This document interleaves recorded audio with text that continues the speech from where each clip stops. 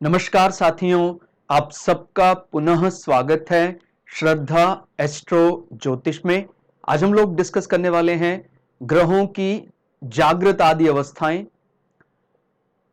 अगर हम बात करते हैं जातक पारिजात में, तो जातक पारिजात D1 चार्ट के अतिरिक्त D9 में भी ग्रह की अवस्था देखने पर विचार करता है और दोनों को मिलाने के बाद ही हम उसका सही निर्धारण कर सकते हैं कि हमारा जो प्लैनेट है, हमारा जो ग्रह है, उसकी दिशा क्या है।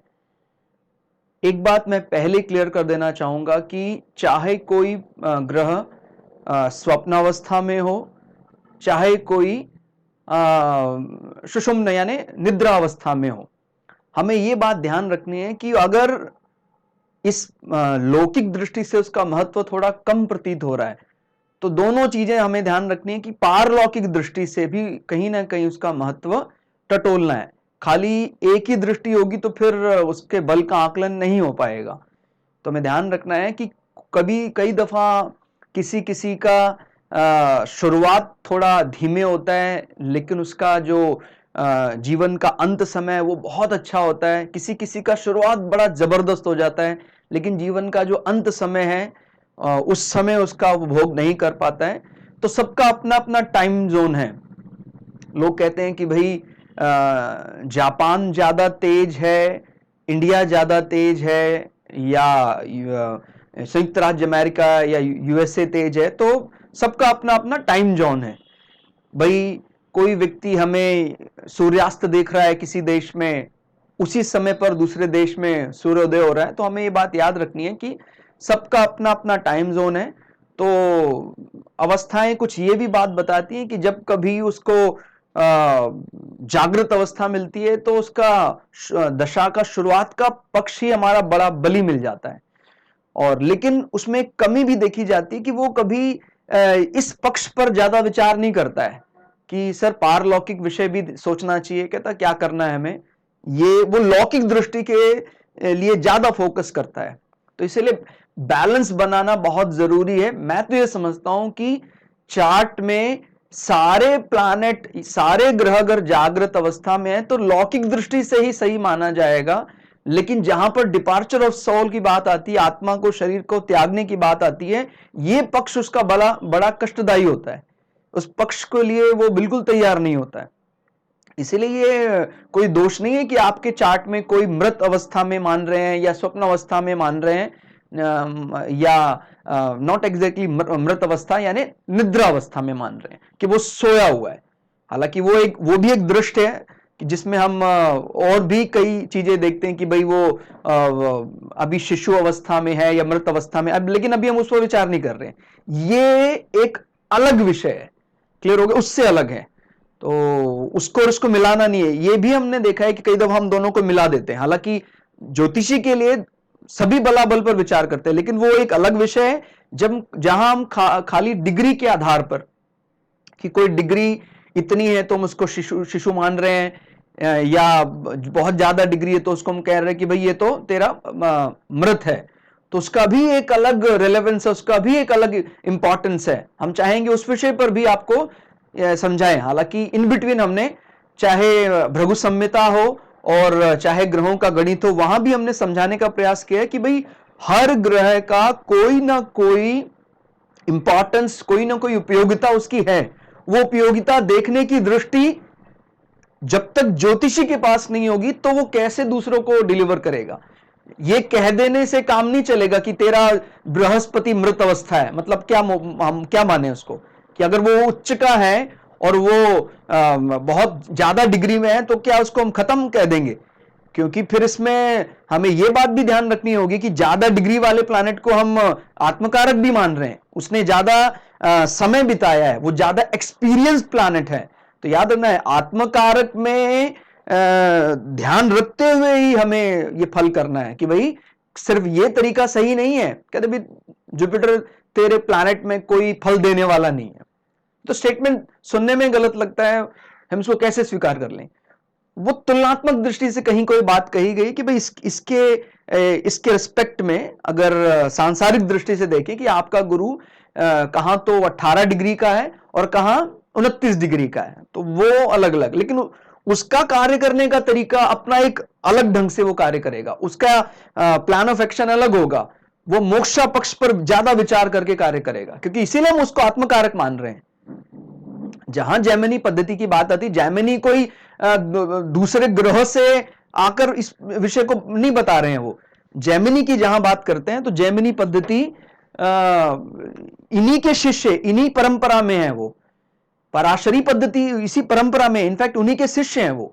तो हमें ध्यान रखना है कि जहां ज्यादा डिग्री वाली बात आ रही है, ये बात हमें सामने वाले को बतानी होगी, भाई वो आत्मकारक भी होता है, ठीक है। तो हमें इसलिए ये भय तो निकाल दीजिए ज्यादा डिग्री, और इसी प्रकार से शिशु प्लैनेट भी, नवजात शिशु का आप समझिए कितना इंपॉर्टेंस है किसी फैमिली में। तो किसी प्लैनेट को ये कह देना कि भाई ये तो अभी 1 डिग्री में है, 0 डिग्री 40 मिनट में है, तो फल नहीं देगा। क्यों नहीं देगा फल? फल तो देगा ही देगा वो, लेकिन उसका फल कहां ज्यादा उपयोगी हो सकता है, ये एक महत्वपूर्ण विषय है। तो वो मैं आपसे चाहूंगा कि आप जो हमारे पुरानी प्लेलिस्ट हैं वहां जरूर देखें। जो गणित वाले सेक्शन में ज्यादा रुचि रखता है वो ग्रहों का गणित सेक्शन में जाए, ताकि आप उस कैलकुलेशन वाले पार्ट को भी समझ सकें। और जो खाली फल पे विचार करना चाहता है तो आपको एक एस्ट्रो ज्योतिष करके प्लेलिस्ट मिलेगी, और आपको संपूर्ण भृगु संहिता प्लेलिस्ट मिलेगी। अपने ग्रह का अलग अलग लग्न में पहले फल जाने, उसके बाद अपने घर में जो व्यक्ति हैं, क्योंकि फिर आप तुलनात्मक दृष्टि ला पाएंगे कि भाई कैसे अंतर है। लेकिन भृगु संहिता में जो हमने रिकॉर्डिंग की है उसमें हम एस्पेक्ट और कंजंक्शन वाली बात नहीं जोड़ी है, वो हम धीरे धीरे धीरे धीरे धीरे अपडेट करते रहेंगे। तो शुरुआत करते हैं आज के विषय का। क्या क्या चीजें हमें देखनी है, याद रखिएगा जागृत आदि अवस्थाओं की बात करेंगे अभी हम, ठीक है। और भी कई अवस्थाएं होती है, तो अभी हम जागृत आदि अवस्थाओं की बात कर रहे हैं। अवस्था जागृत, ग्रह स्वग्रही है, उच्च है, और ये दोनों चार्ट में देखना है। ये हमें नवमांशा में भी देखना और हमारे लग्न चार्ट में भी देखना है। ये बात कौन किसके रेफरेंस से कह रहे हैं? जातक पारिजात के रेफरेंस से कह रहे हैं, जो बहुत गणमान्य माना जाता है ग्रंथ, और इसकी बातों को सभी लोग पूरी इज्जत देते हैं। तो ये ध्यान दीजिएगा, दोनों में देखना कि जैसे मान लीजिए मेरे D1 चार्ट, मेरे लग्न चार्ट में कोई ग्रह नीच में बैठा हुआ है, ठीक है, और वो अगर D9 में वर्गोत्तम हो गया है, इसीलिए वो D9 की बात कर रहा है कि वो ऊंच नीच तो देखना ही है, साथ साथ वर्गोत्तम पर भी विचार करना है। तो हो क्या रहा है कि जहां वो नीच की बात कर रहा है, कि जहां वो परिणाम निम्न होने की बात कर रहा है, जहां वो सुषुप्ति अवस्था में, जहां वो निद्रा अवस्था में, वो उस वर्गोत्तम के कारण वहां भी आपको बहुत अच्छे परिणाम दे देगा। क्लियर हो गया? हम मान सकते हैं कि शुरुआती फेज हमें अच्छा नहीं लग रहा है क्योंकि वो वर्गोत्तम हो गया है, तो फिर हम इस साधारण नियम के ऊपर एक बड़ा नियम अप्लाई कर देंगे कि नहीं भाई, अभी वो निम्न होकर भी उच्चवत हो के समान फल देगा। क्लियर होगा? तो ये हमें ध्यान रखना है। क्या क्या मुख्य बिंदु हैं जिनको हमें ध्यान रखना है? भी हमारे चार्ट में कोई नीच का है, नवमांशा में उच्च का आ गया, तो हम कह सकते हैं उसने बड़े अच्छे ढंग से बैलेंस किया, बड़ा अच्छा कॉमबैक किया है। और यहां भी वो नीच का है, वहां भी वो नीच का है, उसी राशि में नीच का है, तो फिर वो वर्गोत्तम हो गया है। और वर्गोत्तम का अर्थ ये होता है कि भाई ठीक है, आपको कोई बल कमजोर मिला है जीवन के शुरुआती फेज में, लेकिन उसका आप अच्छा भरपूर उसी रूप में उसका इस्तेमाल कर पाएंगे। हम सामान्यतः क्या मानते हैं कि भाई डॉक्टरों के चार्ट में कि जो चंद्रमा है अगर वो नीच का है तो उसका दोष नहीं माना जाता है, क्योंकि इस प्रकार स्पेशली कौन से डॉक्टर जो बड़ी सर्जरी करने वाले लोग हैं, इस प्रकार के दृश्य उनको देखने होते हैं, या कोई ऐसा वकील है जो इस प्रकार के कार्यों में लिप्त रहता है जहां पर इस प्रकार के मुकदमे उसको हैंडल करने पड़ते हैं, कोई क्रिटिकल केस उसको हैंडल करना पड़ता है, तो नीच के चंद्रमा का वहां दोष नहीं माना जा रहा है, क्योंकि जीवन ही उस प्रकार का जी रहा है। कहां एक साधारण व्यक्ति कहता है कि विचलित कर देने वाले दृश्य या विचलित कर देने वाली परिस्थितियों का सामना एक साधारण व्यक्ति के लिए अच्छा नहीं माना जाता है। कहता है लेकिन सर ये तो वर्ल्ड क्लास पूरे पूरे विश्व में प्रसिद्ध डॉक्टर है, सर्जन है, ऐसी सर्जरी करता है, तो वो विचलित कर देने वाले विषयों को उसने क्या कमाल उपयोग किया है। तो हम कह सकते हैं कि अगर उसका चंद्रमा नीच का है और कहीं वर्गोत्तम हो गया है, फिर आप कह सकते हैं कमाल का उसने उस निम्न शक्ति का भरपूर इस्तेमाल किया है। क्लियर हो गया? तो यह भी हमें ध्यान रखना है कि सदैव नीच का प्लैनेट कह देना खराब नहीं होगा। अगर नीच का प्लैनेट वर्गोत्तम आ जाता है तो आपने उस शक्ति का भरपूर इस्तेमाल कैसे करना है, उसको किस दिशा में उसको लेकर जाना है, वो हम तय कर पाते हैं। मुख्य रूप से ये 3 बिंदु हैं। जागृत अवस्था जो है उसमें ग्रह देखा जाता है स्वग्रही और उच्च। अपने खुद के घर में बैठा हुआ है, ये हम वैसे भी सामान्य चर्चा में भी लेते हैं कि अगर स्वग्रही होता है, उच्च का होता है तो बहुत अच्छे फल देता है, तो उसको हम परिणाम में पूर्ण मानते हैं। लेकिन ये कौन सी दृष्टि है? ये इसमें सिर्फ हमने लौकिक दृष्टि जोड़ी है। लौकिक दृष्टि यानी संसार में उसका परिणाम हमें पूर्ण दिखाई देता है। अभी वो एक पारलौकिक दृष्टि भी होता है। जहां पारलौकिक दृष्टि आती है, सुनने में हैरान करता है, वहां पर जो हम सांसारिक रूप से अच्छा मान रहे हैं वो रिवर्स हो जाता है। ऊर्ध्व मूल मदशाखम अश्वत्थम प्राहुरव्ययम, यानी जिस पेड़ को हम मान रहे हैं कि वो तो जड़ नीचे है, उसका ऊपर उसके दिख रहे हैं तने, वो वास्तव में उल्टा है। वो जान पड़ता है हमने क्या कमाया है। तो इसलिए वो जरूर हमें याद रखनी है बात कि लोक भी हमारा और परलोक भी। अब कई दफा कहना नहीं चाहिए, कई व्यक्ति सिर्फ संसार ही मानते कि सर इसी में ही हमारा बन जाए, हमें और नहीं कुछ। ठीक है, वो उसकी कामना है, लेकिन एक ज्योतिषी की क्या दृष्टि ऐसी होनी चाहिए? ज्योतिषी अगर उसको रास्ता नहीं दिखाएगा तो कैसे चलेगा भाई? हमारा तो ये साधारण नियम है कि अगर कोई व्यक्ति उस नियम को मानना चाहता है जो वास्तव में सत्य है, तो ही मैं उसकी सहायता कर सकता हूं। लेकिन कोई जबरदस्ती की नहीं, सर मुझे उससे कोई मतलब नहीं, मुझे तो लौकिक चाहिए, तो फिर मैं उससे हाथ जोड़ लेता हूं कि भाई मैं आपकी सहायता नहीं कर सकता हूं। आपकी सहायता और कोई महान ज्ञानी लोग कर सकते हैं, मैं नहीं कर सकता हूं, क्योंकि हमें तो लौकिक और पारलौकिक दोनों को जोड़कर देखना सिखाया गया। हमें तो बताया ही गया है कि ज्योतिष की नींव ही इस पर रखी हुई है। ज्योतिष क्या देता है? दृष्टि देता है।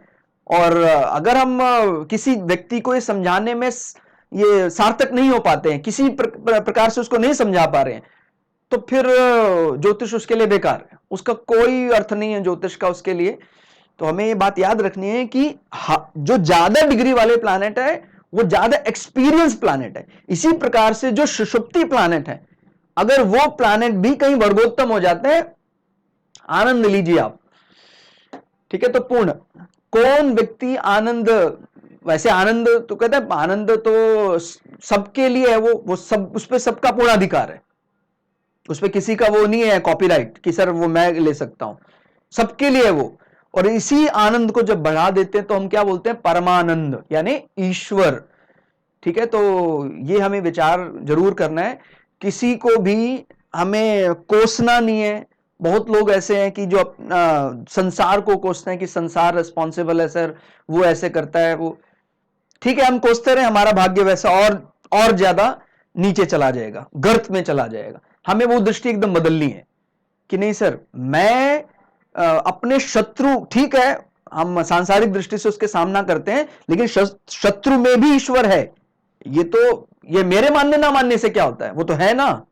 इसलिए ये जरूर ध्यान रखना है कि हम नैतिक दृष्टि से बर्ताव जरूर करते हैं, लेकिन जब भगवान कृष्ण के पास उनको पता है या धर्मी व्यक्ति है, वो सहायता मांगने आया है अगर दुर्योधन, तभी भी उन्होंने बोला मेरी नारायणी सेना ले जाओ। तो हम तो उनकी फिलॉसफी, उनके दर्शन को मानने वाले लोग हैं। स्वप्न अवस्था मानते हैं हम जब कोई मित्र ग्रही होकर बैठा हुआ है।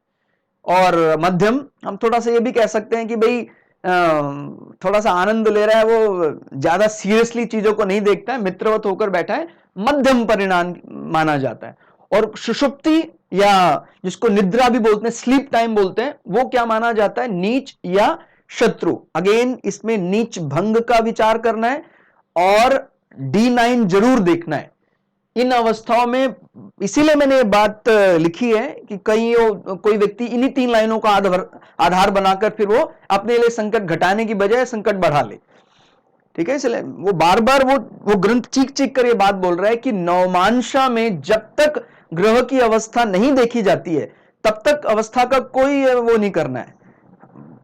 भाई मेरे D1 चार्ट में कोई ग्रह कमजोर है, नीच का है, मेरे D9 में वो उच्च का हो गया है, तो ठीक है, मुझे शुरुआत में सांसारिक दृष्टि से परिणाम निम्न मिले, उसका ज्यादा अच्छा परिणाम नहीं मिला, लेकिन माइक्रोस्कोपिक लेवल पर जब उस पर गहन जांच करके देखते हैं तो पता लगता है कि अरे जातक को उस विषय में जो उसकी खुद की सोच है वो तो बहुत ज्यादा सेटिस्फाई अपने आप को मानता है, कमाल की वापसी करी है। याद रखिएगा, जहां वापसी करने की बात आ रही है वहां पर नीच ग्रह उच्च का हो रहा है नवमांशा में, और जहां उस नीच के बल का सदुपयोग करने की बात आ रही है, उसने कोई वापसी नहीं की है, उसी नीच के प्लैनेट को अपनी खूबी बना लिया है अपने प्रोफेशन में लेकर आ गया वो, तो वो वर्गोत्तम से उसने वो लाभ कमा लिया है।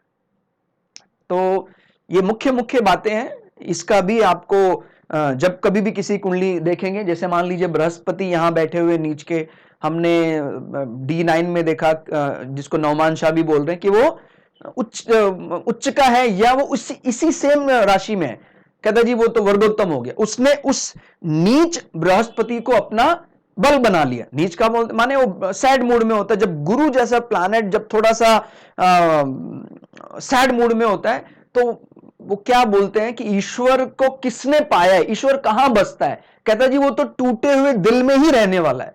तो जब गुरु जैसा प्लैनेट कहीं, जो हमारा ज्ञान का स्वामी, कहीं किसी कारण से हमारी लौकिक कामनाओं में पूर्ति नहीं हुई तो हम काफी लंबे समय जीवन में परेशान रहे। ऐसे कई उदाहरण हैं जहां पर व्यक्ति के जीवन का जो बड़ा बदलाव हुआ है वो उन्होंने उस नीच के प्लैनेट को ही अपनी शक्ति बना लिया।